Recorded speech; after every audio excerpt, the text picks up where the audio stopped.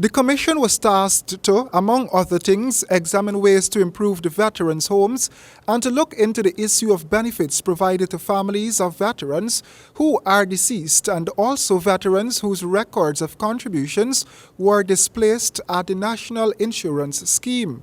Secretary to the Commission, Colonel Denzel Carmichael, updated Nightly News on the Commission's work on Monday, and according to him, things are moving along smoothly. So far we have completed receiving testimonies from various ministers of the government, particularly the Minister of Social Protection, Minister of Natural Resources, and yesterday we have had engagements with the Veterans Legion where we engaged veterans from regions 4, 3 and regions 10.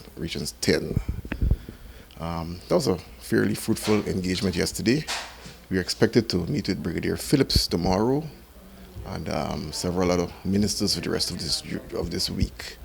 The Commission's secretary pointed out that their first deadline to wrap up their work, the first week in October, will have to be extended, noting that there are still a lot more interviews scheduled. We have been to regions 2 on the Essequibo coast, where we met with about 35 veterans there. We went to regions 6. That's out in the New Amsterdam area, where we had a large gathering there, about another 30 or so. We've also went to region 10, where we had a sizable gathering also. So those 3 regions we've completed so far.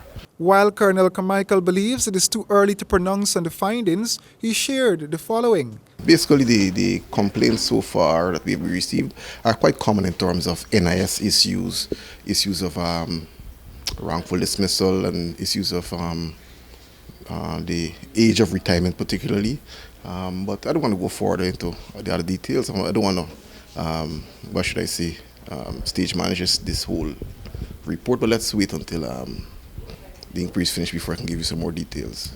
It was during a Remembrance Day reception last year, President Granger announced the convening of a National Veterans Commission to look into the living conditions of veterans and make recommendations for improvements. On that occasion, he also announced the return of a fixed annual subvention for the Guyana Veterans Legion. Royden James, HGP Nightly News.